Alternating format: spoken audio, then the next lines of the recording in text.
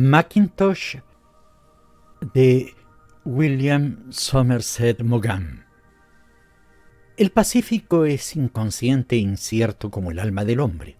Algunas veces tiene un color gris como el canal inglés de Beachy Head, con una pesada ondulación, y otras es áspero, coronado de blancas crestas y de aspecto amenazador. Rara vez está en calma y rara vez su color es azul. Pero entonces su azul es verdaderamente magnífico. El sol brilla furiosamente en un cielo sin nubes. El viento penetra en nuestra sangre y uno se siente lleno de impaciencia ante lo desconocido. Las olas, deslizándose magníficamente, se extienden por todos los lados y se olvida la juventud desvanecida con sus alegres o tristes recuerdos, en un incansable e inalterable deseo de vida. En un mar como este navegó Ulises buscando las islas venturosas. También hay días en que el Pacífico semeja un lago.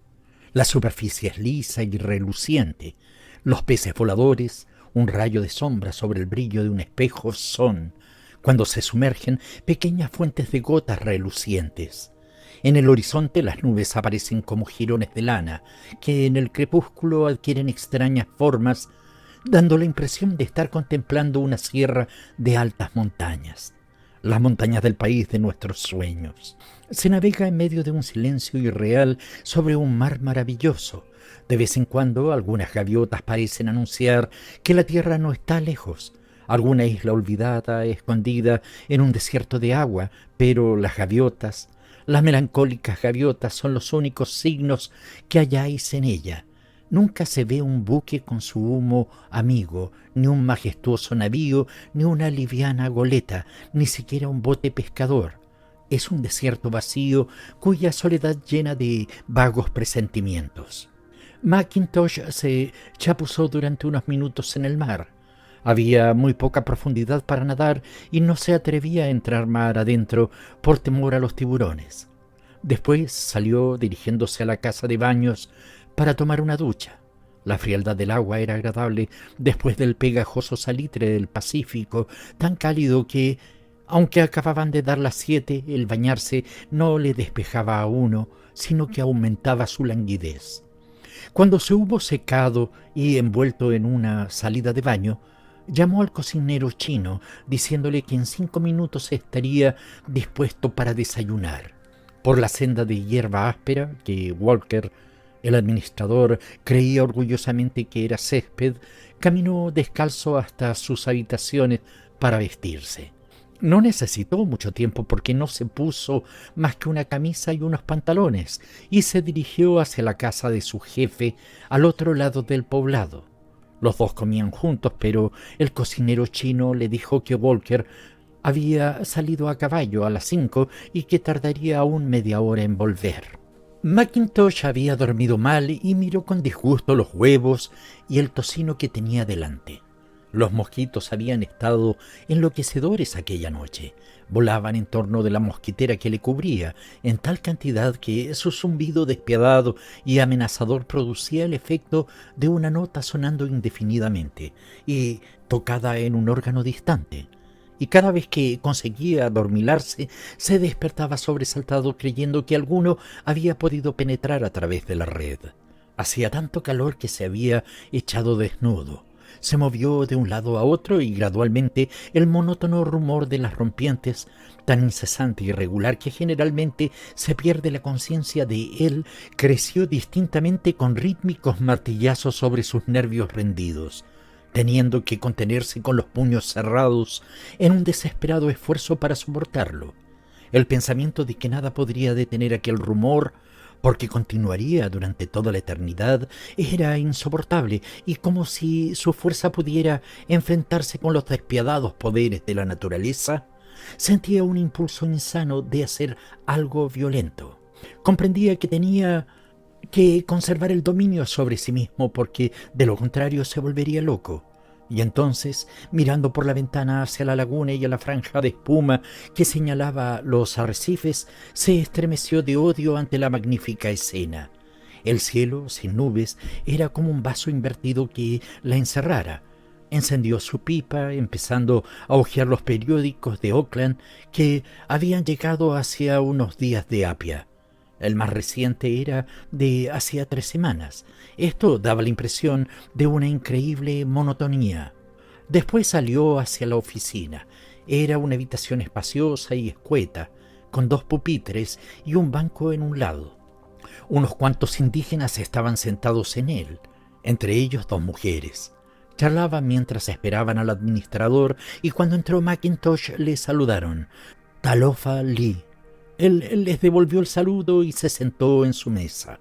Empezó a escribir un informe que el gobernador de Samoa había estado pidiendo y que Walker, con su habitual lentitud, se había olvidado de preparar.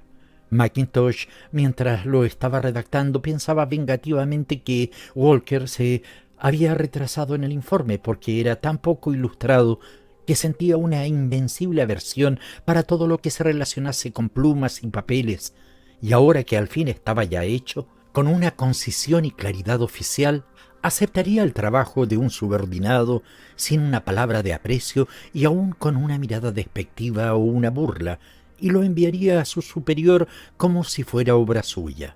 Y no podía haber escrito ni una palabra. Mackintosh pensó con rabia que si su jefe añadía algo, lo expresaría infantilmente y con un lenguaje lleno de faltas. Si él se opusiera o intentara hacerlo legible, Walker se enfurecería, gritándole: «¿Qué diablos me importa a mí la gramática? Esto es lo que yo quisiera decir y así es como quiero decirlo». Al fin llegó Walker. Los indígenas le rodearon en cuanto entró, tratando de llamar su atención, pero él los separó con aspereza, mandándole que se sentaran y se callasen. Los amenazaba diciéndoles que si no se estaban quietos, les echaría a todos, sin atender a ninguno aquel día. Saludó a Mackintosh. «Hola, Mac. ¿Ya te has levantado? No sé cómo pierdes lo mejor del día en la cama. Debías de haber salido antes del alba, como he hecho yo. Perezoso». Se dejó caer pesadamente en su silla, enjugándose el rostro con un gran pañuelo de hierbas. «Cielos, estoy sediento». Se volvió hacia el guardia que estaba en la puerta, una figura pintoresca con su chaqueta blanca y el lavalava, el tapabarros de los samoanos, y le mandó traer cava. El recipiente del cava estaba en el suelo, en un rincón de la habitación, y el guardia llenó media cáscara de coco y se la trajo a Walker. Este dejó caer unas gotas en el suelo, murmuró las palabras acostumbradas a los presentes y bebió con fruición. Después mandó al guardia que sirviera también a los indígenas que estaban esperando, y la cáscara fue alargada sucesivamente a cada uno, según su edad o su importancia, y vaciada con la misma ceremonia. Después Walker empezó con el trabajo del día. Era un hombre pequeño, de menos de mediana estatura, pero extraordinariamente obeso. Su rostro era grande y carnoso, afeitado, y sus mejillas le colgaban a cada lado, y con 3 prominentes barbillas. Todas sus facciones estaban disueltas en la gordura, y si no fuera por un mechón de pelo blanco en la parte posterior de su cabeza, sería completamente calvo. Recordaba a Mr. Pickwick. Era un tipo grotesco, una figura de payaso, pero sin embargo, cosa bastante extraña, no estaba desprovisto de dignidad. Sus ojos azules, detrás de sus monumentales lentes de oro, eran agudos y vivaces, y en su rostro había una gran determinación. Tenía 60 años, pero su vitalidad indígena triunfaba sobre la edad. A pesar de su corpulencia, sus movimientos eran rápidos y caminaba con un paso resuelto y pesado, como si se tratara de hacer sentir su peso sobre la tierra. Hablaba con voz fuerte y hosca. Hacía entonces 2 años que Mackintosh había sido destinado como auxiliar de Walker. Este, que había sido durante un cuarto de siglo administrador de Talúa, una de las mayores islas del archipiélago samoano, era un hombre conocido personalmente o por referencias en todo el Mar del Sur, y fue con viva curiosidad con la que Mackintosh había esperado encontrarse con él. Por diversas razones tuvo que quedarse un par de semanas en Apia antes de llegar a su destino, y tanto en el hotel de Chaplin como en el club inglés oyó innumerables historias sobre el administrador. Pensaba ahora con ironía en su interés de entonces. Ahora las había oído un centenar de veces de boca del mismo Walker. Este sabía que era una personalidad y, orgulloso de su reputación, obraba deliberadamente según ella. Estaba celoso de su leyenda y deseoso de que se conocieran los detalles exactos de las historias que se contaban de él. Se sentía ridículamente furioso contra cualquiera que las explicase incorrectamente a un extraño. Había en Walker una ruda cordialidad que al principio no desagradaba a Mackintosh, y Walker, encantado de tener un oyente, se desahogó a su gusto. Era un carácter espléndido, de buen humor y considerado. Para Mackintosh, que siempre había vivido la existencia recogida de un empleado del Estado en Londres hasta la edad de 34 años, en que una pulmonía le dejó bajo la amenaza de la tuberculosis, obligándole a buscar un destino en el Pacífico, la vida de Walker le pareció extraordinariamente romántica. La aventura con que dio comienzo a su carrera era típica de él. A los 15 años se escapó de su casa, llevado por su afición al mar, y durante más de un año estuvo empleado de fogonero en un barco carbonero.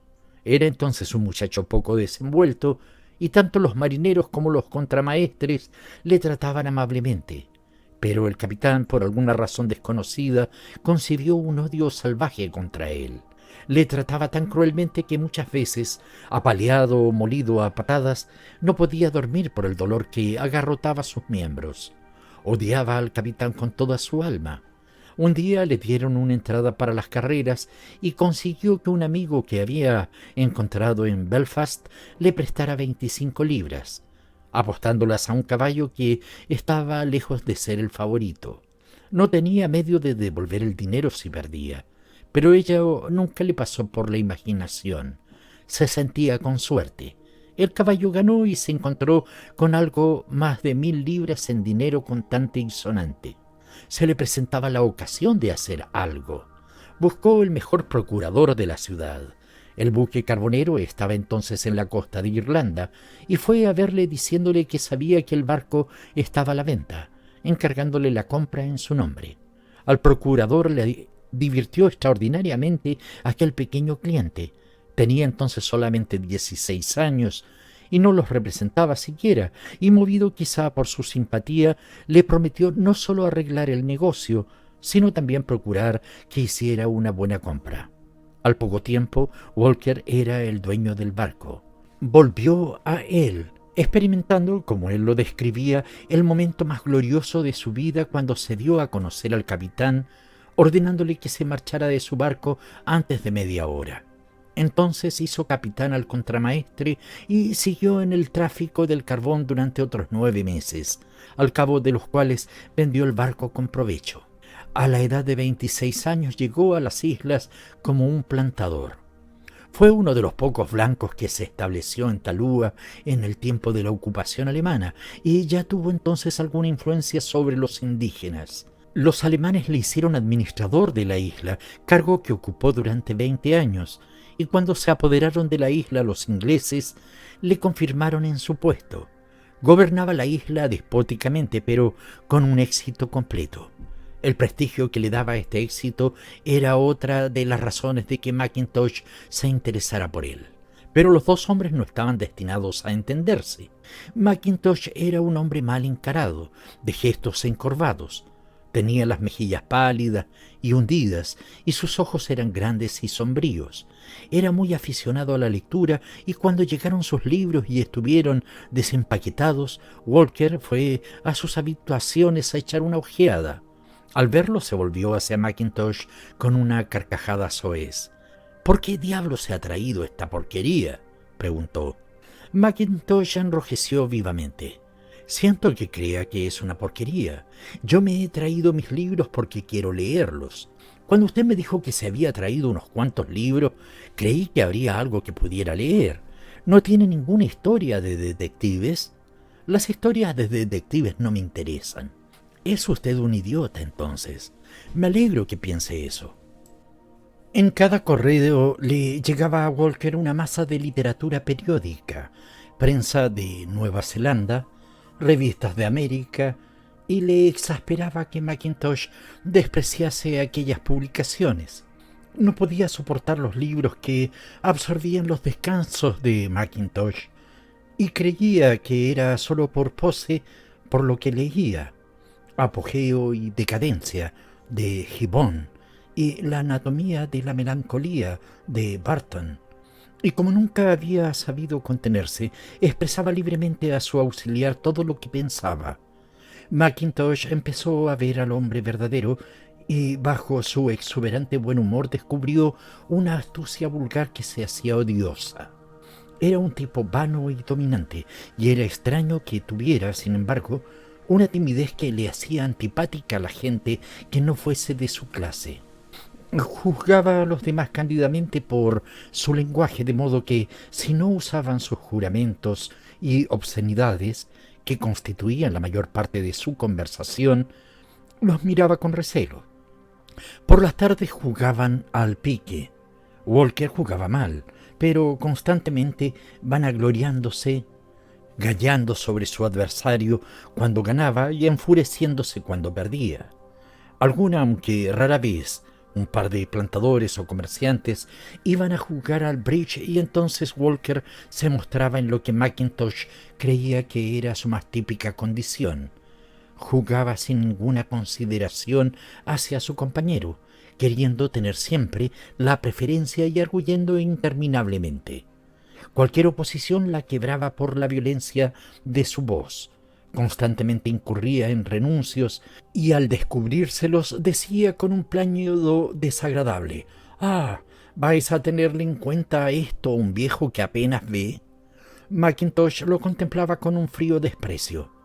Después de jugar, mientras fumaban sus pipas y bebían whisky, seguían charlando. Walker explicaba de buena gana la historia de su matrimonio. El día de la boda había cogido tal borrachera que la novia huyó despavorida y no la había vuelto a ver más. Había tenido innumerables aventuras, sórdidas y vulgares, con las mujeres de la isla, y las contaba con orgullo como si fuesen hazañas, lo que repugnaba a Mackintosh. Walker era un viejo obeso y sensual. Juzgaba a Mackintosh un pobre diablo porque no compartía sus promiscuos amores y se mantenía sereno cuando todos se habían emborrachado. Le despreciaba también por la meticulosidad con que realizaba su trabajo. A Mackintosh le gustaba hacer las cosas así. Su mesa estaba siempre ordenada, sus papeles en su sitio, de modo que siempre tenía a mano el documento que necesitaba y todas las disposiciones necesarias para su trabajo de administración. «Pamplinas, pamplinas», decía Walker. «He gobernado esta isla durante 20 años sin necesidad de archivadores, y no los voy a necesitar ahora. Pero ¿no le es más fácil así que buscar durante media hora una carta que necesita?», contestaba Mackintosh. «No eres más que un maldito burócrata, pero no eres un mal sujeto. En cuanto hayas pasado aquí un año o dos, servirás perfectamente. Lo malo es que no quieres beber. No te harás un degenerado porque te emborraches una vez por semana». Lo curioso era que Walker permanecía completamente ajeno a la antipatía que cada mes iba creciendo en el ánimo de su subordinado. Aunque se burlaba de él, a medida que se fue acostumbrando a su compañía, iba tomándole cariño. Tenía una cierta tolerancia con las particularidades de los demás y aceptaba a Mackintosh como un bicho raro. Quizá le fue antipático inconscientemente porque podía burlarse de él. Su humorismo consistía en burlas groseras y necesitaba un blanco a quien dirigirlas. Mackintosh, con su exactitud, su moralidad y su sobria conducta, le proporcionaba una fuente inagotable. Además, su nombre escocés le brindaba la oportunidad de las bromas corrientes sobre Escocia. Pero cuando más se divertía era cuando había 2 o 3 personas delante y podía hacerlas reír a carcajadas a costa de Mackintosh. Solía también contar cosas ridículas de él a los indígenas, y Mackintosh, con su aún imperfecto conocimiento del samoano, solo podía ver su risa contenida, sobre todo cuando Walker hacía alguna obscena referencia de él. Después sonreía con buen humor. «He de decir esto en tu favor, Mac», le decía Walker con su áspero y violento tono de voz. «Eres capaz de aguantar una broma». «¿Pero era una broma?», preguntaba sonriendo Mackintosh. No lo sabía. Escocés tenías que ser, respondía Walker con una carcajada. Solo hay una manera de hacer ver a un escocés una broma, por medio de una operación quirúrgica. Walker poco podía suponerse que no había nada que molestase más a Mackintosh que las burlas. Se despertaba durante la noche, en las tranquilas noches de la época de las lluvias, y volvía a consumirse sombríamente recordando alguna broma que Walker le había gastado hacía algunos días. Esto le torturaba. Su corazón se consumía de rabia y se imaginaba mil medios para vengarse. Ya había intentado contestarle, pero Walker tenía el don de las rápidas respuestas, aunque fueran groseras y vulgares, lo que le daba una gran ventaja. Su limitada inteligencia le hacía invulnerable contra las indirectas ingeniosas. Además, su orgullo hacía que nunca se sintiera molestado. Su voz dominadora y sus carcajadas eran unas armas a las que Mackintosh nada podía oponer, y comprendió que lo mejor era no demostrar nunca su irritación. Aprendió así a dominarse, pero su odio fue creciendo hasta convertirse en una monomanía. Observaba a Walker con una morbosa vigilancia. Su propia estimación aumentaba a cada mezquindad de Walker, cada vez que demostraba su vanidad infantil, su astucia o su vulgaridad. Walker comía glotona y ruidosamente, y Mackintosh lo contemplaba con satisfacción. Tomaba nota de las sandeces que decía y de sus errores gramaticales. Sabía que Walker le consideraba poco y sentía una amarga satisfacción al considerar la opinión que su jefe tenía de él, y observaba que aumentaba el desprecio que sentía por aquel hombre mezquino y vulgar. Y le producía un placer extraño el saber que Walker ignoraba completamente el odio que sentía por él. Era un loco que adoraba la popularidad y cándidamente se imaginaba que todo el mundo le admiraba. Una vez Mackintosh oyó cómo Walker hablaba de él. «Servirá perfectamente en cuanto lo modele», decía. «Es un buen perro que quiere a su amo». Mackintosh, silenciosamente, sin una alteración en su rostro pálido y alargado, se rió largamente. Pero su odio no era ciego, al contrario, era particularmente justo y juzgaba la capacidad de Walker con exactitud. Gobernaba su pequeño reino con integridad, era justo y honrado. Habiendo tenido muchas oportunidades de hacer dinero, era más pobre que cuando fue destinado a aquel cargo, y el único sustento que tendría en su vejez sería la pensión que esperaba le concediesen cuando finalmente se retirara. Su orgullo era decir que con un auxiliar y un empleado mestizo era capaz de administrar la isla con más competencia que Upolu, la isla en la que Apia es la principal ciudad, con su ejército de funcionarios. Tenía unos cuantos policías indígenas para mantener su autoridad, pero no los utilizaba. Gobernaba por medio del bluff y con su humor irlandés. «Insisten en construir una cárcel aquí», decía, «pero ¿para qué diablos necesito una cárcel? No voy a encerrar a los indígenas.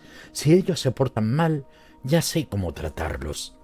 Una de sus cuestiones con las altas autoridades de Apia era que reclamaba una completa jurisdicción sobre todos los naturales de la isla.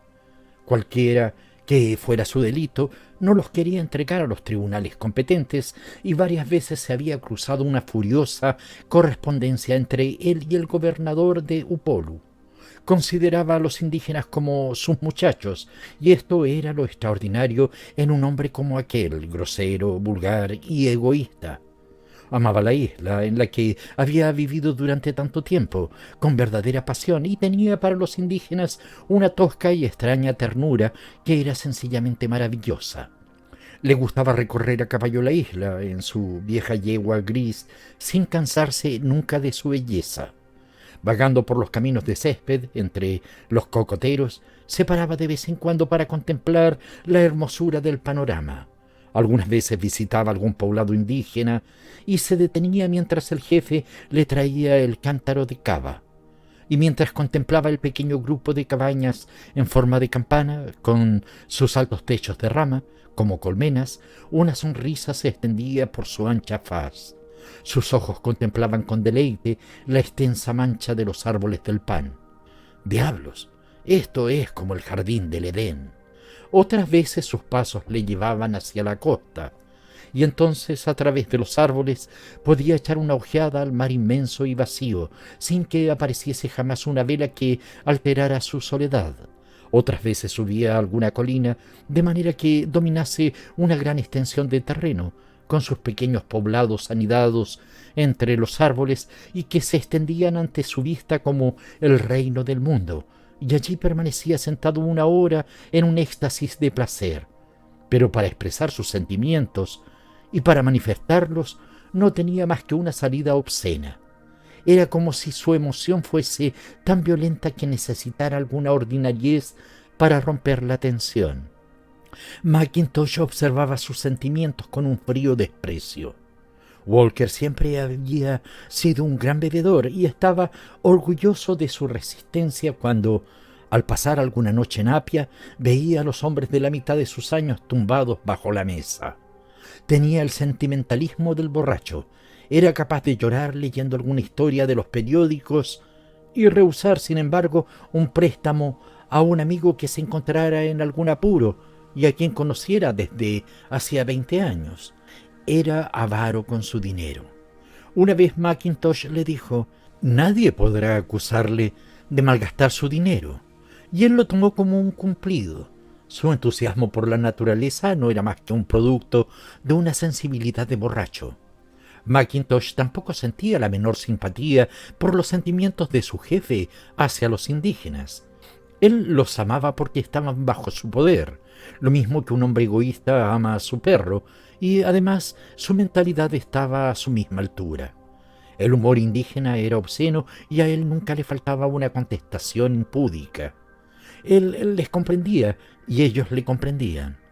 Estaba orgulloso de la influencia que ejercía sobre ellos. Los consideraba como hijos suyos y se mezclaba en todas sus cuestiones. Pero era muy celoso de su autoridad. Si los gobernaba con una mano de hierro, sin respetar ninguna oposición, no podía, por otra parte, sufrir que ningún otro blanco hiciera lo mismo. Vigilaba a los misioneros recelosamente y si hacían algo que él desaprobase, era capaz de hacerles la vida tan insoportable que, si no lograban marcharse, no podían menos de alegrarse si llegaban a ir de acuerdo. Su poder sobre los indígenas era tan grande que, con solo una palabra suya, se lo negarían todo al pastor. Por otra parte, no tenía la menor consideración con los comerciantes. Se cuidaba de que no engañasen a los indígenas, procurando que obtuviesen una justa remuneración por su trabajo y por su compra, y evitando que los comerciantes sacaran demasiado provecho de los géneros que vendían. Era despiadado con los tratos que juzgaba injustos. Algunas veces los comerciantes se habían quejado a Apia de no obtener grandes oportunidades. Entonces Walker no vacilaba en emplear cualquier calumnia o la más burda de las mentiras para defenderse, hasta que terminaban por comprender que si querían no solo vivir en paz, sino simplemente vivir, tenían que aceptar la situación con sus condiciones. Más de una vez el almacén de un comerciante enemigo suyo había sido incendiado y quedaban solo los restos para demostrar que el administrador había sido quien lo había promovido. Una vez un mestizo sueco, arruinado por uno de aquellos incendios, fue a visitarle y sin ambajes le acusó de incendio. Walker se rió ante su propia cara. El rostro del mestizo se iba descomponiendo por instantes. «Eres un bandido. Tu madre era una indígena y tú ahora estás tratando de engañar a sus paisanos. Si tu podrido y viejo almacén se ha quemado, es un juicio de la providencia. Eso mismo, un juicio de la providencia. Lárgate». Y mientras dos guardias indígenas le arrojaban fuera, el administrador se quedó riendo a carcajadas. Un juicio de la providencia. Entonces Mackintosh observaba cómo daba comienzo a su trabajo diario.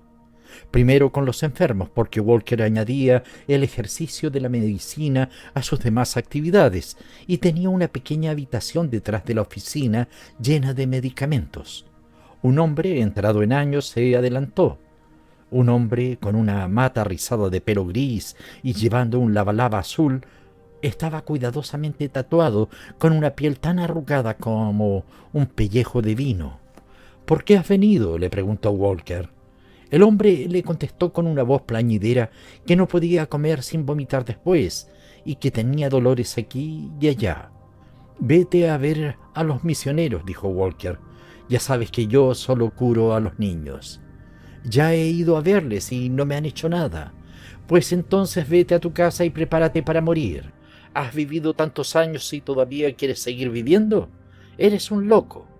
El hombre estalló en furiosas exclamaciones, pero Walker señaló a una mujer con un niño enfermo en sus brazos, ordenándole que lo trajera a su mesa. Le hizo varias preguntas y después examinó al niño. —Le voy a dar una medicina —dijo. Se volvió hacia el dependiente indígena. —Vete al dispensario y trae unas píldoras de calomel. Hizo que el niño se tragase una de ellas y le dio otra a su madre. —Llévate ahora al niño y cuida que no se enfríe. Mañana o habrá muerto o estará bien. Se reclinó en su silla encendiendo la pipa. El calomel es algo maravilloso. He salvado con él más vidas que todos los doctores de los hospitales de Apia juntos.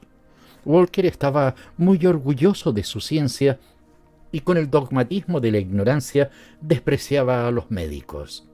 El caso que a mí más me gusta, decía, es aquel en que los médicos han abandonado toda esperanza. Cuando los médicos dicen que ya no pueden salvarlo, yo digo que me lo traigan a mí. ¿Te he contado el caso de aquel individuo que tenía un cáncer? Muchas veces. Lo curé en 3 meses, pero nunca me ha contado nada de la gente que no ha podido curar. Terminada esta parte de su trabajo, continuó con el resto. Había en él una extraña mezcolanza. Se presentó una mujer que no congeniaba con su marido y después un marido que venía a denunciar que su mujer se había escapado. —Diablo afortunado —dijo Walker—, muchos maridos desearían que sus mujeres hicieran lo mismo. Siguió a continuación una complicada disputa sobre la propiedad de unas yardas de tierra, un litigio por la participación en una pesca, una denuncia contra un comerciante blanco por defraudación en el peso. Walker escuchaba atentamente cada caso, formaba rápidamente su juicio y dictaba su decisión. Después no escuchaba nada más, y si la persona seguía quejándose, era arrojada fuera de la oficina por un guardia. Mackintosh escuchaba todo esto con una irritación sombría. En el fondo quizá tenía que admitir que allí se hacía justicia, pero le exasperaba que su jefe confiase más en su instinto que en las pruebas. No atendía a ningún razonamiento. Atemorizaba a los testigos y cuando no atestiguaban lo que él quería, les llamaba ladrones y embusteros. Dejó para el final a un grupo que estaba sentado en un rincón de la habitación. Deliberadamente había fingido ignorarlo. El grupo consistía en un viejo jefe, un hombre digno, de elevada estatura, con pelo blanco y recortado, y llevando un lava-lava nuevo, con su hijo y una media docena de personajes del poblado. Walker había tenido con ellos un litigio y los había vencido, y como era corriente en él, quería pavonearse con su victoria y aprovecharse ahora que eran impotentes. El hecho fue característico. Walker sentía una pasión por la construcción de carreteras. Cuando llegó a Taula solo encontró unas cuantas sendas diseminadas, pero con el tiempo trazó carreteras a través del país, uniendo los poblados, y a ello era debido en gran parte la prosperidad de la isla. Mientras que antes había sido imposible llevar los productos de la tierra, la copra principalmente, a la costa, donde se podría cargar en las goletas y en las lanchas motoras para transportarlos a Apia, ahora el transporte era sencillo y fácil. Pero su ambición se cifró en construir una carretera que diera la vuelta a la isla, y una gran parte de ella ya estaba terminada. En 2 años estará hecha. Después ya puedo morirme o ya pueden echarme, no me importa. Sus carreteras eran su verdadera alegría y hacía excursiones constantemente para ver si las cuidaban. Su construcción era simple, una ancha pista cubierta de hierba a través de las colinas o de las plantaciones. Pero había sido necesario arrancar árboles, remover o hacer saltar rocas y aquí y allá nivelar el terreno. Estaba orgulloso de haber superado con su ingenio todas estas dificultades que se le presentaron. También se enorgullecía de su trazado porque no solo era útil, sino que también servía para mostrar las bellezas de la isla que tanto amaba. Cuando hablaba de sus carreteras era casi un poeta.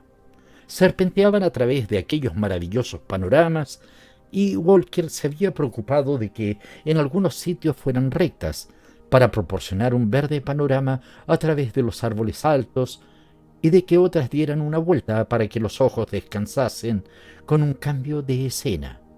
Era extraordinario que aquel hombre grosero y sensual se valiera de una tan sutil ingenuidad para producir los efectos ideados por su imaginación. Había empleado en la construcción de sus carreteras el fantástico ingenio de un jardinero japonés.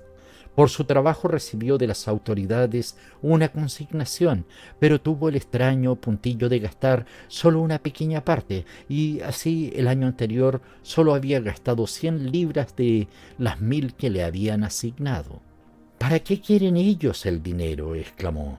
«Solo se lo gastarán en tonterías que no necesitan, es decir, en lo que los misioneros les dejen». Sin ninguna razón particular, excepto quizá por un orgullo de economía en su administración y por el deseo de que contrastara su eficiencia con los costosos métodos de las autoridades de Apia, obligaba a los indígenas a trabajar por unos salarios que casi eran nominales, y fue por esto por lo que había tenido algunas dificultades con el poblado, cuyo jefe venía ahora a visitarle. El hijo de este jefe había estado en Upolu durante un año y a su regreso había explicado a su gente las grandes sumas que se pagaban en Apia por los trabajos públicos. Con largos y perezosos discursos inflamó sus corazones con el deseo de la ganancia. Les pintó imágenes de gran riqueza y ellos se imaginaron el whisky que podrían comprar, que era caro, puesto que había una ley que prohibía su venta a los indígenas y de ahí que les costase el doble de lo que un blanco tenía que pagar.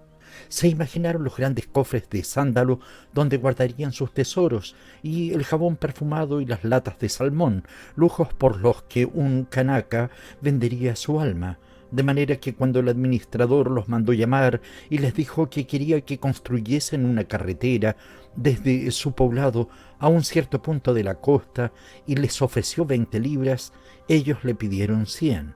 El hijo del jefe se llamaba Manuma. Era un individuo alto, hermoso, de color cobrizo, con el pelo rizoso teñido de rojo con cal, con un collar encarnado alrededor de su cuello y en su oreja una flor, como una llamarada escarlata sobre su rostro bronceado. La parte superior de su cuerpo estaba desnuda, pero para demostrar que ya no era un salvaje, puesto que había vivido en Apia, llevaba unos pantalones en vez del lava-lava. Les dijo que si se mantenían unidos, el administrador se vería obligado a aceptar sus condiciones. Se había encaprichado en la construcción de aquella carretera y cuando se encontró que no querían trabajar por tan poco, estuvo dispuesto a darles lo que pedían. Pero ellos no tenían que pedir nada, para que lo que les concediera no fuera contrapuesto con su petición. Pero entonces pidieron 100 libras y tuvieron que mantenerse firmes en su demanda. Cuando le dijeron la suma, Walker estalló en una formidable carcajada. Les dijo que no fuesen idiotas y que empezaran a trabajar inmediatamente, porque aquel día estaba de buen humor. Les prometió darles una fiesta cuando hubieran terminado la carretera. Pero cuando vio que no se hacía el menor intento para comenzar el trabajo, se encaminó al poblado para preguntar al jefe qué significaba aquella actitud. Pero Manuma los había leccionado bien. Todos estaban completamente tranquilos y no hicieron ningún intento para argüirle. Un argumento es una pasión en un kanaka. Se limitaron a encogerse de hombros. Estaban dispuestos a hacer el trabajo por 100 libras, y si no se les daba no trabajarían. Podía hacer lo que quisiera. A ellos nada les importaba. Entonces Walker montó en cólera. Se puso furioso. Su cuello grasiento y corto se hinchó amenazadoramente. Su rostro enrojecido adquirió un color escarlata. Su boca se llenó de espuma. Llenó a los indígenas de invectivas, sabía perfectamente cómo herirles y cómo humillarles. Estaba terrible. Los más viejos se pusieron pálidos de angustia, vacilaron. Si no hubiera sido por Manuma, con su conocimiento del gran mundo y con su temor al ridículo, se habrían rendido. Pero fue Manuma quien contestó a Walker: «Páganos 100 libras y haremos el trabajo». Walker, amenazándole con el puño, le llamó de todo, le colmó de burlas, pero Manuma continuó sentado y sonriendo. En su sonrisa tal vez hubiera más bravuconería que confianza, pero tenía que poner buena cara delante de los demás. Repitió su respuesta: «Páganos 100 libras y haremos el trabajo». Pareció como si Walker fuera a lanzarse sobre él. No sería la primera vez que había vapuleado a un indígena con sus propias manos. Conocían su fuerza y aunque Walker tenía 3 veces la edad del joven y era 6 pulgadas más bajo, nadie dudaba de que era más fuerte que Manuma. Ninguno había pensado en resistir a los salvajes ataques del administrador, pero Walker no dijo nada. Se sonrió burlona e irónicamente. «No voy a perder el tiempo con un atajo de idiotas como vosotros», dijo. «Pensadlo de nuevo, ya sabéis lo que os he ofrecido. Si dentro de una semana no habéis empezado a trabajar, ya podéis prepararos». Dio media vuelta y salió de la cabaña del jefe. Desató su vieja yegua y, como era típico en sus relaciones entre él y los indígenas, uno de los hombres de más edad sujetó el estribo mientras Walker, desde un punto apropiado, montó pesadamente en la silla. Aquella misma noche, cuando Walker, siguiendo su costumbre, se paseaba por la carretera delante de su casa, oyó algo que pasaba silbando junto a él y que fue a clavarse con un golpe seco en un árbol. Instintivamente se agachó. «¿Qué es esto?», gritó corriendo hacia donde había partido el proyectil, y pudo oír el rumor de alguien que escapaba entre la maleza. Inmediatamente comprendió que era inútil la persecución en la oscuridad y como además a los pocos momentos estaba jadeando, se detuvo, volviendo después hacia la carretera. Buscó aquello que le habían arrojado, pero no encontró nada. La oscuridad era completa. Rápidamente regresó a su casa llamando a Mackintosh y al boy chino. «Alguno de esos condenados me ha tirado algo. Vamos a ver qué es». Mandó al boy que trajera una linterna y los 3 se encaminaron al lugar del atentado. Buscaron por el suelo sin poder hallar nada. Repentinamente el boy dejó escapar un grito gutural. Ambos se volvieron hacia él. Había levantado la linterna y allí, con un aspecto siniestro bajo la luz que disipaba las tinieblas que les rodeaban, vieron un largo cuchillo clavado en el tronco de un cocotero. Había sido arrojado con tal fuerza que tuvieron que hacer esfuerzos para arrancarlo. «Diablos, si me llega a alcanzar me deja bueno». Walker lo cogió. Era uno de los cuchillos hechos a imitación de aquellas cuchillas marineras que un siglo atrás habían traído los blancos a las islas y que se usaban para partir los cocos a fin de que la copra pudiera secarse. Era un arma terrible, con su hoja de 2 pulgadas de ancho, extraordinariamente afilada.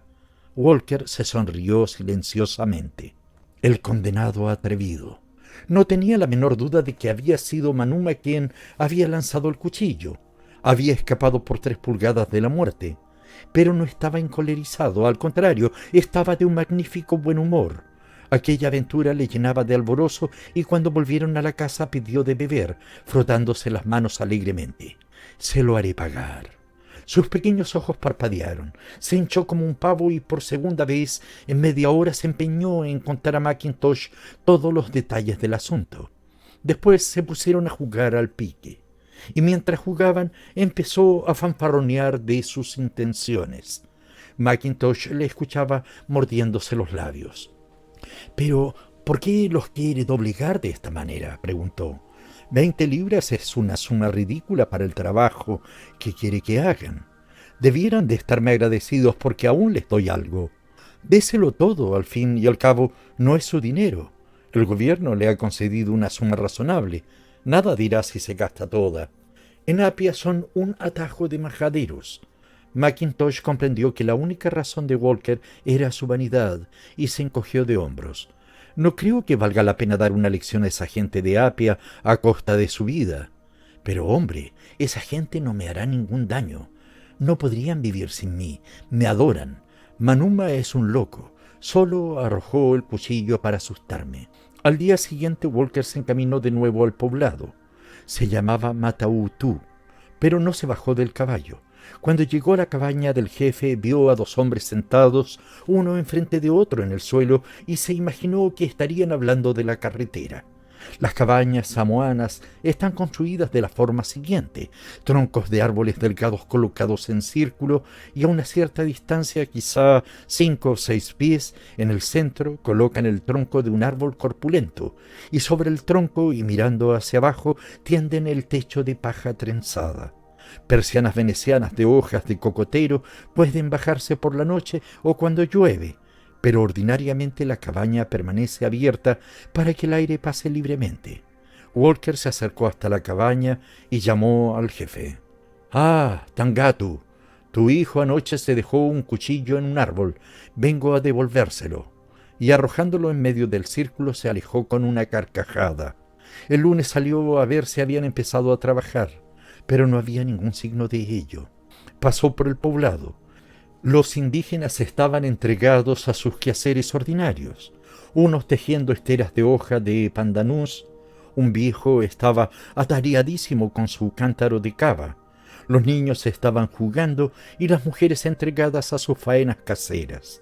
Walker, con una sonrisa en los labios, se acercó a la casa del jefe y éste salió a recibirle. «Talofa Lee», dijo el jefe. «Talofa», contestó Walker. Manuma, con un cigarrillo en la boca, estaba sentado tejiendo una red y le miró con una sonrisa. «¿Estáis decididos a no hacer la carretera?» El jefe repuso. «Sí, a no ser que nos pague 100 libras. Pues os arrepentiréis». Se volvió hacia Manuma. «Y en cuanto a ti, muchacho, no me extrañaría que te escociese la espalda antes de mucho». Después se alejó riendo burlonamente. Dejó a los indígenas vagamente inquietos. Temían a aquel hombre grueso y terrible, y ni los insultos de los misioneros hacia él, ni las burlas que Manuma había aprendido en Apia, les pudieron hacer olvidar que tenía una diabólica inteligencia y que nadie se había atrevido a hacerle frente sin que a la larga saliera perdiendo. A las 24 horas vieron el plan que había adoptado. Era típico. A la mañana siguiente, una numerosa banda de hombres, mujeres y niños llegó al poblado, y su jefe dijo que había hecho un trato con Walker para construir la carretera. Les había ofrecido 20 libras y habían aceptado. Ahora la astucia estaba en que los polinesios tienen unas convenciones de hospitalidad que rigen con la misma fuerza que las leyes. Una etiqueta absolutamente formal obligaba a la gente del poblado no solo a facilitar alojamiento a los extranjeros, sino también a procurarles alojamientos y bebidas durante todo el tiempo que quisieran quedarse. Los indígenas de Matautú habían sido vencidos astutamente. Cada mañana los trabajadores salían en alegres grupos, cortaban árboles, hacían saltar rocas, allanaban el terreno y después, por la tarde, regresaban a comer y beber, lo que hacían vorazmente. Bailaban, cantaban himnos y disfrutaban de la vida. Para ellos aquello era una excursión de placer, pero pronto sus anfitriones empezaron a poner mala cara. Aquellos extranjeros tenían un apetito enorme y los plátanos y los frutos del pan desaparecían rápidamente ante su voracidad. El aguacate, que se enviaba a Apia para venderlo a buen precio, había desaparecido de los árboles. La ruina se presentaba ante sus ojos, y entonces vieron que los extranjeros trabajaban muy despacio. ¿Habrían recibido alguna orden de Walker para que pudieran tomarse el tiempo que quisieran? A aquel paso, cuando la carretera estuviera terminada, no habría ni un bocado en el pueblo. Y lo peor serían el hazmerreír de todos. Cuando alguno de ellos iba a algún poblado, se encontraba con que la historia ya les había llegado y era recibido con burlonas carcajadas. No hay nada más insoportable para un kanaka que el ridículo. Así es que no pasó mucho tiempo sin que se empezara a hablar coléricamente en el poblado. Manuma ya no era un héroe, y el día que Walker había predicho llegó. Una discusión acalorada terminó en reyerta y media docena de jóvenes se lanzaron sobre el hijo del jefe y le dieron tal paliza que durante una semana estuvo echado en su estera de pandanus, magullado y dolido. Se estuvo revolviendo de un lado para otro sin poder hallar alivio. Cada día o cada dos el administrador llegaba en su vieja yegua para ver los adelantos de la carretera. No era un hombre capaz de resistir la tentación de regocijarse ante su enemigo, vencido, y no perdía ocasión de demostrar a los avergonzados habitantes de Matautú la amargura de su humillación, hasta que doblegó su entereza, y un día, metiéndose su orgullo en el bolsillo, como vulgarmente se dice, puesto que no tenían bolsillos, salieron junto con los extranjeros y se pusieron a trabajar en la carretera, pero trabajaban silenciosamente con el corazón lleno de rabia y aún los niños les ayudaban encerrados en un profundo mutismo. Las mujeres lloraban mientras se llevaban los haces de maleza. Cuando Walker los vio se puso a reír hasta casi caerse de la silla. La noticia se esparció rápidamente e hizo desternillar de risa a la gente de la isla. Aquella era la mayor de todas las bromas, el triunfo total de aquel blanco viejo y astuto a quien ningún canaca había podido resistir.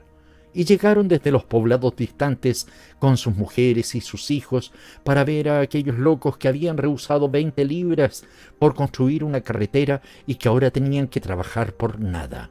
Pero cuanto más trabajaban, con más tranquilidad se lo tomaban sus huéspedes. ¿Por qué iban a apresurarse cuando tenían alimento gratis y viendo que cuanto más tardasen, mejor sería la broma? Al fin, los maltrechos indígenas no pudieron resistir más tiempo y aquella mañana fueron a pedir al administrador que hiciera marchar a los extranjeros a sus casas. Si hacía esto, le prometían terminar ellos la carretera gratis. Para él sería una victoria completa. Se presentaron humildemente. Un aire de arrogante complacencia se pintó en su rostro y pareció hincharse en su silla, como un bulldog. Su aspecto tenía algo de siniestro y Mackintosh se estremeció de disgusto. Entonces, con su voz formidable, empezó a hablar. ¿Es en mi provecho por lo que hago la carretera? ¿Qué beneficio creéis que obtengo de ella? Es para vosotros, para que podáis andar cómodamente y transportar vuestra copra. Yo os ofrecí pagaros vuestro trabajo, aunque era para vosotros por lo que se hacía. Os prometí pagaros generosamente. Ahora sois vosotros los que debéis pagar. Mandaré regresar a sus casas a la gente de Manua, si termináis la carretera y pagáis las 20 libras que yo tengo que darles. Hubo una general exclamación. Trataron de convencerle, le dijeron que no tenían dinero, pero a todo contestó con burlas brutales, hasta que sonó el reloj. La hora de comer, dijo, marchaos todos. Se levantó pesadamente de su silla y salió de la habitación. Cuando Mackintosh le siguió, lo encontró ya sentado en la mesa, con una servilleta en el cuello, con el cuchillo y el tenedor dispuestos para la comida que iba a servirles el cocinero chino. Estaba de un magnífico buen humor. Les he vencido en toda regla, dijo cuando Mackintosh se hubo sentado. Después de esto, me parece que no tendré ya dificultades con las carreteras. Supongo que estaría bromeando, dijo Mackintosh fríamente. ¿Qué quieres decir? ¿Pretende verdaderamente que le paguen 20 libras? Puedes estar seguro. No creo que tenga derecho a hacer eso. No, pues yo creo que tengo derecho a hacer lo que me dé la gana en esta isla. A mí me parece que ya los ha castigado bastante. Walker se rió groseramente. No le importaba lo que Mackintosh pudiera pensar. Cuando necesite tu opinión ya te la pediré. Mackintosh palideció intensamente. Sabía por amarga experiencia que lo único que podía hacer era callarse, y el violento esfuerzo que tuvo que hacer para dominarse le trastornó. No pudo tocar la comida que tenía delante y contempló con disgusto cómo Walker la hacía desaparecer en su desmesurada boca. Comía de una manera repugnante y para sentarse a la mesa con él se necesitaba tener buen estómago. Mackintosh se estremeció. Se apoderó de él un violento deseo de humillar a aquel hombre gordo y cruel. Daría cualquier cosa por verlo hundido, sufriendo tanto como había hecho sufrir a los demás. Nunca le había odiado como le odiaba en aquel momento. El día prosiguió. Mackintosh intentó dormir después de comer, pero la ira que le encendía el corazón no le dejó. Trató entonces de leer, pero las letras bailaban delante de sus ojos. El sol lucía despiadadamente y añoró la lluvia, pero sabía que la lluvia no refrescaría nada, solo traería un calor más fuerte y más húmedo. Había nacido en Aberdeen, y en su corazón sintió la profunda nostalgia de los vientos helados que pululaban por las calles de granito de la ciudad.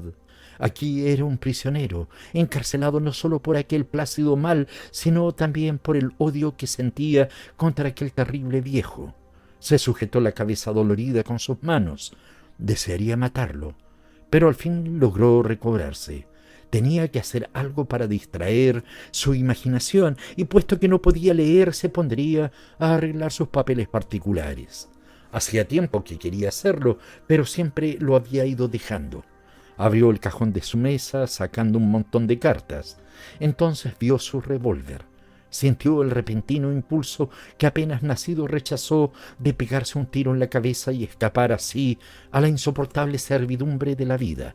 Después advirtió que la humedad del aire lo había enmohecido ligeramente y cogiendo un trapo untado en aceite empezó a limpiarlo.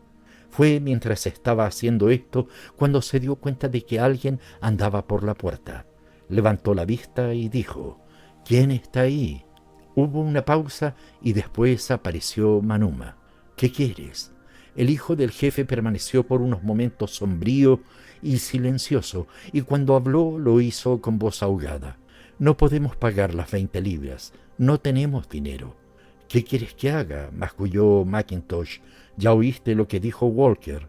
Manuma empezó a lamentarse, medio en samoano y medio en inglés, con plañido lastimero como una canción de sus culpas, con las trémulas entonaciones de un mendigo, lo cual colmó el disgusto de Mackintosh. Le repugnaba que un hombre pudiera mostrarse tan abatido. «No puedo hacer nada», añadió Mackintosh irritado, «y ya sabes que aquí Walker es el amo». Manuma cayó de nuevo. No se había movido del umbral de la puerta. «Estoy enfermo», dijo. «Deme alguna medicina». «¿Qué te pasa?». «No lo sé, estoy enfermo. Me duele todo el cuerpo». «No te quedes ahí», dijo Mackintosh secamente. «Entra y te miraré». Manuma penetró en la pequeña habitación y permaneció en pie delante de su mesa. «Me duele aquí y aquí». Se llevó las manos a los riñones y su rostro adquirió una expresión de dolor. Pero repentinamente Mackintosh se dio cuenta de que los ojos del indígena estaban fijos en el revólver que había dejado sobre la mesa cuando Manuma hizo su aparición en la puerta. Hubo un silencio entre los dos que a Mackintosh se le hizo interminable. Le pareció leer los pensamientos del Kanaka. Su corazón empezó a latir violentamente, y entonces sintió como si alguien se apoderase de él, obrando a los dictados de una voluntad extraña. Ni siquiera fue dueño de los movimientos de su cuerpo, sino que obedeciendo a un poder ajeno, su garganta de pronto se quedó seca y mecánicamente se llevó la mano al cuello, como para ayudarse a hablar. Se veía obligado a evitar los ojos de Manuma. Quería rehuir su mirada. «Espera aquí», dijo con una voz que sonó como si alguien le atenazara la garganta. «Iré a buscar algo al dispensario». Se puso en pie. ¿Era su imaginación o verdaderamente se tambaleaba un poco? Manuma continuó silencioso y aunque su vista permanecía siempre alerta, Mackintosh sabía que estaba mirando adustamente por la puerta. Era aquella otra persona que se había apoderado de él la que le hizo salir de la habitación. Pero fue él quien tiró un montón de papeles sobre el revólver para disimularlo.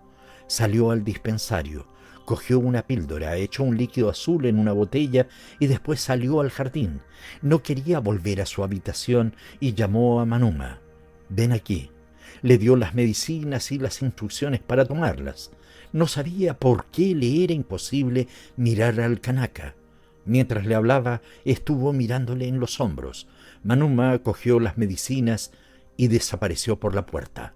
Mackintosh fue al comedor y empezó a hojear una vez más los antiguos periódicos, pero no podía leerlos. La casa estaba completamente tranquila. Walker se hallaba en el piso de arriba durmiendo. el cocinero chino ocupado en la cocina y los dos guardias habían salido a pescar. El silencio que parecía rodear la casa era irreal, y en la cabeza de Mackintosh le martillaba la pregunta de si estaría todavía el revólver donde lo había dejado. No podía decidirse a ir a verlo. La duda era terrible, pero la verdad sería más terrible aún. Sudaba. Al fin no pudo resistir el silencio por más tiempo y se decidió a ir, carretera abajo, a casa de un comerciante llamado Jervis, que estaba a 1 milla de distancia. Era un mestizo, pero a pesar de la sangre blanca que llevaba en sus venas, su conversación no seducía a Mackintosh. Pensaba furiosamente en el bungalow, con su mesa llena de papeles y algo debajo de ellos, o nada. Caminó por la carretera. Al pasar delante de la cabaña de un jefe, le saludaron amablemente. Después llegó al almacén. Detrás del mostrador estaba la hija del comerciante, una muchacha morena de anchas facciones, con una blusa color de rosa y una falda de estambre blanca. Jervis esperaba que él se casase con ella. Era rico y ya había sugerido a Mackintosh que al marido de su hija no le faltaría nada. Ella enrojeció ligeramente cuando vio a Mackintosh. Mi padre acaba de ir a abrir unas cajas que llegaron esta mañana. Voy a decirle que está usted aquí. Se sentó para esperar y la muchacha salió por detrás de la tienda. A los pocos momentos entró su madre, una corpulenta mujer, una antigua reina que había sido dueña de extensos territorios, tendiéndole la mano. Su monstruosa obesidad era repugnante, pero ella se las arreglaba para adquirir un cierto aire de dignidad. Era amable, sin extremada obsequiosidad, bondadosa, pero consciente de su rango. Dichosos los ojos que le ven, Mr. Mackintosh. Teresa me estaba diciendo precisamente esta mañana, ya hace tiempo que no viene Mr. Mackintosh por aquí. Se estremeció ligeramente al imaginarse yerno de aquella vieja indígena. Era sabido que dominaba a su esposo con mano firme, a pesar de su sangre blanca. Ella ejercía la autoridad y la dirección del negocio. Para los blancos no sería más que la señora Jervis, pero su padre había sido un jefe de sangre real y su padre y su abuelo habían gobernado como reyes. Después entró el comerciante, empequeñecido ante su imponente esposa, un hombre moreno con una barba negra salpicada de gris, de ojos agradables y dientes blancos. Era muy inglés y su conversación estaba llena de modismos, pero se veía que hablaba el inglés como una lengua extranjera. Con su familia usaba el lenguaje de su madre indígena. Era un hombre servil y obsequioso. «Ah, Mr. Mackintosh, qué agradable sorpresa. Trae el whisky, Teresa. Mr. Mackintosh tomará un trago con nosotros». Le contó las últimas noticias de Apia sin apartar la vista de su huésped para adivinar las cosas que le eran agradables, las que podían interesarles. «¿Y cómo está Walker? Últimamente no le hemos visto. Mi señora le enviará un lechoncito uno de estos días». «Le vi volver a caballo esta semana», dijo Teresa. «Bebamos», dijo Jervis cogiendo un vaso. Mackintosh bebió. Las dos mujeres se sentaron sin apartar la vista de él. Mrs. Jervis con su negro Mother Hubbard, plácida y altanera, y Teresa sonriendo cada vez que cruzaba su vista con la de Mackintosh, mientras el comerciante charlaba de una manera insoportable. «Dicen en Apia que ya va siendo hora de que Walker se retire. Ya no es joven. Las cosas se han transformado desde que vino a las islas y él sigue siendo el mismo». «Ha ido demasiado lejos», dijo la antigua reina. «Los indígenas no están satisfechos». «Fue una broma magnífica eso de la carretera», dijo riendo el comerciante. Cuando la conté en Apia se desternillaban de risa. El bueno de Walker. Mackintosh le miró salvajemente. ¿Qué quería decir hablando de aquella manera? Para un comerciante mestizo era Mr. Walker, y tuvo en la punta de la lengua una áspera contestación ante aquella impertinencia, pero se contuvo sin saber por qué. «Cuando se retire, espero que usted ocupe su sitio, Mr. Mackintosh», dijo Jervis. «Todos le apreciamos en la isla. Usted comprende a los indígenas. Ahora ya están civilizados y hay que tratarlos de una forma diferente a la de antes. Se necesita un hombre ilustrado para ser administrador hoy día. Walker solo era un comerciante como yo». Los ojos de Teresa brillaron. Cuando llegue ese día, si algo se puede hacer aquí, puede estar seguro de que lo haremos. Reuniré a todos los jefes y los haré ir a Apia para que lo pidan conjuntamente. Mackintosh sintió unas náuseas terribles. No se le había ocurrido que, si algo le sucedía a Walker, podía ser él su sucesor. Era cierto que ninguno de los que ocupaban su cargo oficial conocía tan íntimamente la isla como él. Se puso en pie repentinamente y se marchó, casi sin despedirse. Echó una rápida mirada a su mesa. Revolvió todos los papeles. El revólver ya no estaba allí. Su corazón empezó a latirle violentamente. Buscó el revólver por todas partes, por las sillas y los cajones, desesperadamente, sabiendo que no iba a encontrarlo. De repente oyó la voz de Walker áspera y fuerte. —¿Qué demonios estás haciendo, Mac? Se estremeció. Walker estaba en el umbral de la puerta e instintivamente se volvió para disimular lo que había sobre su mesa. —Haciendo limpieza, ¿eh? —exclamó Walker. —He mandado enganchar la yegua al coche. Voy a ir a bañarme a Tafoni. Lo mejor que puedes hacer es venirte conmigo y nos bañaremos los dos. —Perfectamente —repuso Mackintosh. Mientras estuviera con Walker, nada podía sucederle. El sitio a donde iban estaba a 3 millas y había una laguna de agua fresca separada del mar por una delgada barrera de rocas que había mandado levantar el administrador para que pudieran bañarse los indígenas. En las diversas partes de la isla donde hubiera un manantial había hecho lo mismo, y el agua fresca, comparada con el pegajoso calor del mar, era agradable y vigorizante. Se dirigió por la carretera silenciosa, cruzando algunos vados inundados por el mar. Atravesaron un par de pueblos indígenas con sus cabañas en forma de campana, diseminadas espaciosamente y con unas capillas blancas en medio, y al llegar al tercer poblado se bajaron del coche y ataron el caballo, encaminándose hacia la laguna. Iban acompañados por 4 o 5 muchachas y una docena de niños. No tardaron mucho en estar chapuzándose en el agua, en medio de gritos y risas, mientras Walker, vestido con un lava-lava, nadaba de un lado para otro como una pesada foca marina.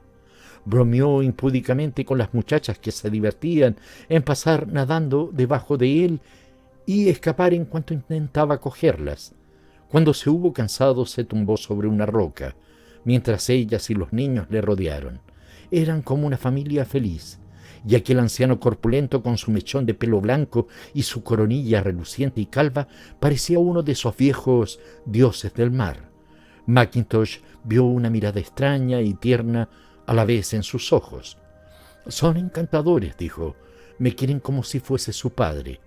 Y después, a continuación, dijo una obscenidad a una de las muchachas que hizo reír a carcajadas a todos. Mackintosh empezó a vestirse. Con sus piernas y sus brazos delgados tenía una figura grotesca, como un Don Quijote siniestro, y Walker empezó a hacer bromas groseras a costa suya, que fueron recibidas con risas ahogadas. Mackintosh estaba luchando con su camisa.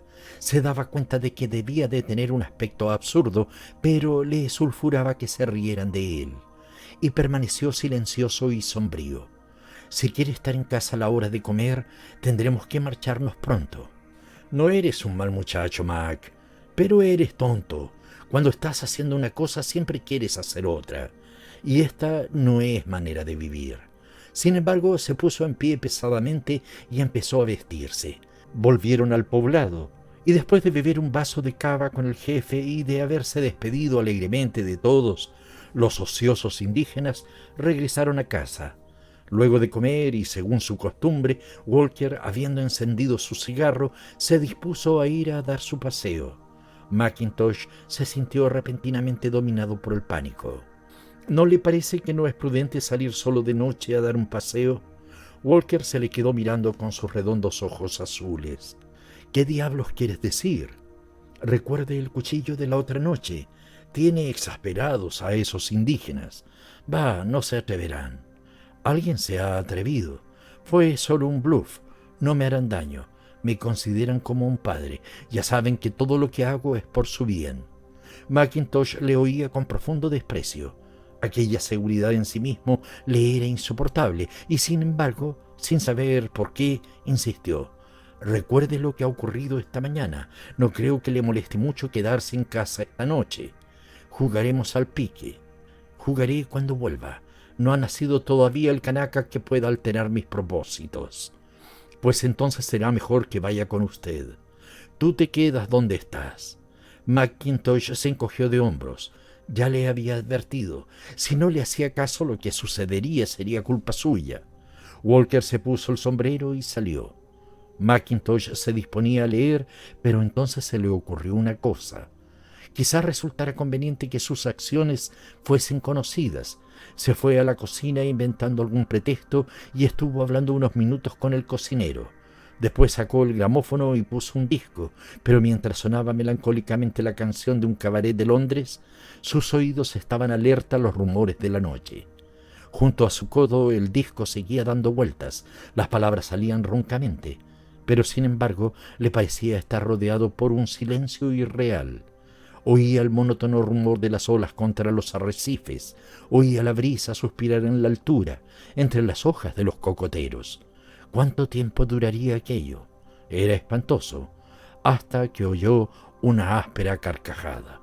Siempre haces cosas extrañas. Corrientemente no tocas el gramófono, Mac. Walker le miraba por la ventana con el rostro encendido y jovial. Después cerró. Los nervios un poco alterados, ¿eh? Y aquí tocando la música para animarse un poco. Estaba tocando su requiem. ¿Qué diablos es eso? Se llama Nostalgia del pasado. Magnífica música. No me importa haberla oído muchas veces.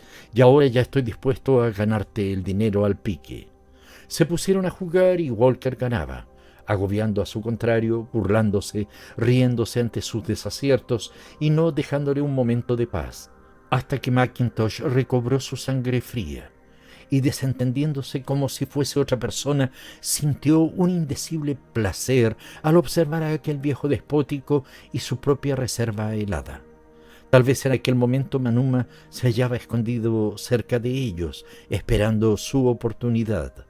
Walker ganó juego tras juego y al final de la velada embolsó el dinero de sus ganancias con excelente buen humor. Tienes que crecer un poco para hacerme frente, Mac. La realidad es que yo tengo un don natural para las cartas.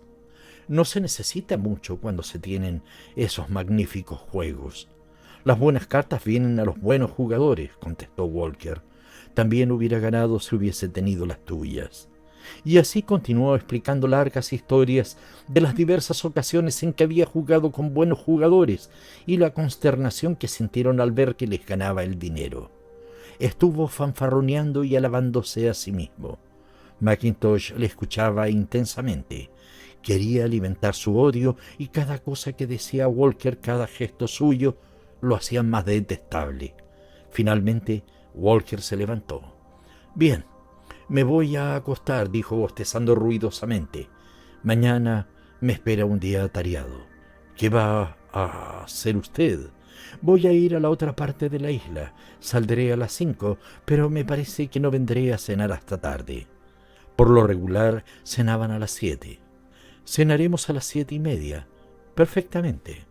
McIntosh contempló cómo vaciaba su pipa. Su vitalidad era ruda y exuberante. Parecía extraño pensar que la muerte estuviera suspendida sobre su cabeza. Una vaga sonrisa iluminó los ojos duros y sombríos de McIntosh. «¿Quiere que vaya con usted?» «¿Para qué, en nombre de Dios? Te voy a necesitar». «Iré en la yegua y creo que tendrá bastante trabajo con llevarme a mí para que no quiera cargar contigo durante 30 millas. Quizá no se da cuenta de cuál es el verdadero estado de ánimo de Matautu. Me parece que sería más seguro que fuese yo con usted». Walker se echó a reír con desprecio. «¿Ibas a servir de mucho en caso de que pasara algo?» «Yo tampoco soy de mucha utilidad en estos casos». La sonrisa que brillaba en los ojos de McIntosh se reflejó entonces en sus labios, curvándolos dolorosamente. «Quem Deus vult perdere prius dementat». «¿Qué diablos es eso?», preguntó Walker. Y entonces empezó a reírse. Su humor cambió completamente. Había hecho todo lo que había podido. El asunto estaba ahora en manos del destino. Durmió como no había dormido hacía muchas semanas. Cuando se despertó a la mañana siguiente, salió al aire libre. Después de una buena noche, halló una agradable satisfacción en la frescura del aire matutino. El mar tenía un color azul más vivo, el cielo parecía más brillante que otros días, la brisa más fresca y la laguna tenía una ondulación producida por el viento, como un terciopelo cepillado a contrapelo. Se sintió más fuerte y más joven. Empezó con entusiasmo el trabajo del día. Después de comer se acostó de nuevo y al atardecer ensilló el caballo y salió a dar una vuelta. Le parecía verlo todo con otros ojos. Se sentía más normal. Pero lo más extraordinario es que había conseguido dejar de pensar en Walker, tanto que por él podía no haber existido nunca. Regresó tarde, acalorado por la cabalgata, y se bañó otra vez. Después se sentó en la veranda, fumando su pipa y contemplando el declinar del día sobre la laguna, a la luz del crepúsculo, con sus varios colores, rosado, púrpura y verde. Era magnífica. Se sentía en paz con el mundo y consigo mismo. Cuando el cocinero vino a decirle que la cena estaba dispuesta y que si quería esperar, Mackintosh se sonrió mirándole amistosamente. Consultó su reloj. Son las 7:30. Sería mejor que no esperemos. No sabemos cuándo volverá el jefe. El boy asintió y a los pocos momentos le vio cruzar el jardín con una sopera humeante. Se levantó perezosamente dirigiéndose al comedor y empezó a cenar. ¿Habría sucedido? La duda era divertida y Mackintosh se sonrió silenciosamente. La comida no le pareció tan monótona como otros días, y aunque le presentaron estofado de lata, el invariable plato del cocinero cuando su pobre inventiva no discurría nada, entonces le pareció suculento y en su punto. Después de cenar se encaminó perezosamente a su bungalow para buscar un libro. Le gustaba aquella calma intensa, y ahora que era completamente de noche, las estrellas relucían en el cielo. Pidió una lámpara y al momento vino el chino, caminando descalzo con un haz de luz disipando las tinieblas. Puso la lámpara sobre la mesa y salió silenciosamente de la habitación. Mackintosh se quedó como clavado en el suelo, porque allí, sobre la mesa, entre los papeles desordenados, estaba su revólver. Su corazón empezó a latirle con frenesí hasta que el sudor inundó su frente. Ya lo habrían hecho. Cogió el revólver con mano temblorosa. 4 cápsulas estaban vacías. Se detuvo un momento, mirando recelosamente la noche, pero no había nadie. Rápidamente colocó 4 cartuchos y guardó el revólver en su cajón. Entonces se sentó a esperar. Pasó 1 hora, 2 horas. No sucedía nada. Estaba sentado en su mesa como si estuviera escribiendo, pero no escribía ni leía, solo escuchaba. Aguzaba sus oídos ante los rumores lejanos. Al fin oyó unos pasos vacilantes y comprendió que era el cocinero chino. «Up soon», llamó. El chino asomó a la puerta. «Jefe, muy lasado», dijo. «La cena no buena». Mackintosh se le quedó mirando preguntándose si sabría lo ocurrido y si lo sabía, qué concepto sería el suyo sobre las relaciones existentes entre él y Walker. El chino volvió a su trabajo suavemente en silencio y sonriendo. ¿Quién sería capaz de adivinar sus pensamientos? «Espero que haya cenado en el camino, pero por si acaso ten la sopa caliente», le dijo. Apenas había pronunciado estas palabras cuando el silencio fue repentinamente alterado por una confusión de gritos y de pasos, de pies descalzos y precipitación. Un grupo de indígenas entró en el jardín, hombres, mujeres y niños que se agolpaban en torno de Mackintosh hablando todos a la vez. Era imposible saber lo que decían. Estaban excitados y llenos de pavor, mientras algunos lloraban. Mackintosh se abrió paso a través de ellos, encaminándose a la puerta. Aunque apenas había entendido lo que decían, sabía perfectamente lo sucedido. Cuando llegó a la puerta se detenía delante un coche. Guiaba la vieja yegua un kanaka de elevada estatura y en el interior del coche iban 2 hombres sosteniendo a Walker. Una pequeña multitud de indígenas les rodeó. Condujeron el caballo hasta el jardín y los indígenas les siguieron. Mackintosh les gritó que no entraran, y los dos guardias, salidos, Dios sabe de dónde, los hicieron apartar violentamente. Entonces había conseguido comprender que unos muchachos que habían estado pescando, al regresar al poblado, habían encontrado el coche en la orilla interior de un vado. La yegua estaba mordisqueando la hierba de los alrededores y en la oscuridad apenas pudieron distinguir la corpulenta masa del viejo caída entre el asiento y el pescante. Al principio creyeron que estaba borracho, pero al inclinarse sobre él le oyeron lamentarse. Entonces comprendieron que había ocurrido algo. Fueron corriendo al poblado a pedir socorro y al volver acompañados por unas 50 personas fue cuando se dieron cuenta que habían disparado sobre él. Con un estremecimiento de horror, Mackintosh se preguntó si no había muerto ya. La primera cosa que tenía que hacer de todas maneras era sacarlo del coche, pero esto, debido a la corpulencia de Walker, fue una tarea difícil. Fueron necesarios 4 hombres robustos para levantarlo. Al sentir que lo movían, dejó escapar un lamento. Aún estaba vivo. Finalmente consiguieron entrarlo en casa, subir con él las escaleras y echarlo en su cama. Entonces Mackintosh pudo verle, porque en el jardín, apenas alumbrado por media docena de faroles, todo estaba confuso. Los pantalones blancos de Walker estaban manchados de sangre, y los hombres que le habían transportado se limpiaron sus manos enrojecidas y pegajosas con sus lava-lava. Mackintosh sostenía la lámpara en lo alto. No se había imaginado que el viejo estuviese tan pálido. Tenía los ojos cerrados. Aún respiraba. El pulso todavía se llegaba a percibir, pero era evidente que se estaba muriendo. Mackintosh no estaba preparado para el estremecimiento de horror que le sacudió todo el cuerpo. Vio al auxiliar indígena que estaba allí y con una voz enronquecida por el miedo le dijo que fuese al dispensario y que trajera una inyección. Uno de los guardias sacó una botella de whisky y Mackintosh vertió unas gotas en la boca del viejo. La habitación se había llenado de indígenas. Se habían sentado en el suelo, mudos y horrorizados, pero de vez en cuando alguno se lamentaba en alta voz. Hacía mucho calor, pero Mackintosh estaba helado. Sus manos y sus pies parecían de hielo y tenía que hacer un violento esfuerzo para no temblar. No sabía qué hacer, ignoraba si Walker seguiría aún desangrándose ni cómo restañar la sangre.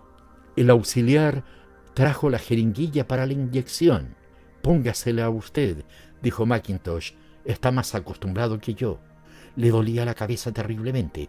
Parecía como si una multitud de insectos salvajes se agitara dentro de ella, tratando de escapar. Estuvieron observando los efectos de la inyección hasta que Walker abrió los ojos lentamente. No pareció reconocer dónde se hallaba.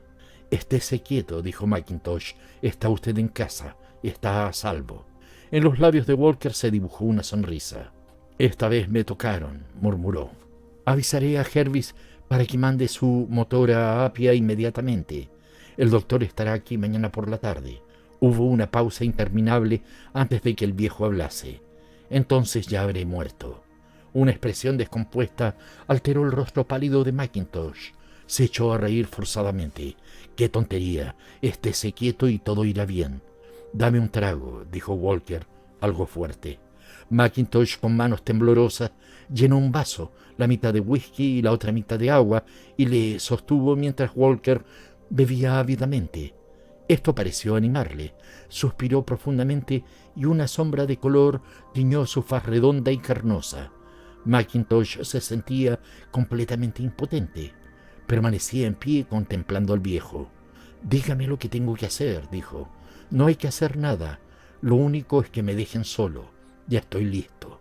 Echado en su cama, con su figura corpulenta y bañada en sangre, tenía un aspecto lamentable. Su palidez y su debilidad eran conmovedoras. A medida que reposaba, su mente se iba despejando. «Tenías razón, Mac», dijo de pronto. «Tú me avisaste. Ojalá hubiera ido con usted. Eres un buen muchacho, Mac. Tu único defecto es que no bebes». Reinó entre los dos un silencio aún más prolongado y se veía claramente que Walker estaba agonizando. Tenía una hemorragia interna y hasta Mackintosh, a pesar de su ignorancia, no podía menos de ver que a su jefe solo le quedaban 1 o 2 horas de vida. Permaneció inmóvil como una piedra junto a la cama.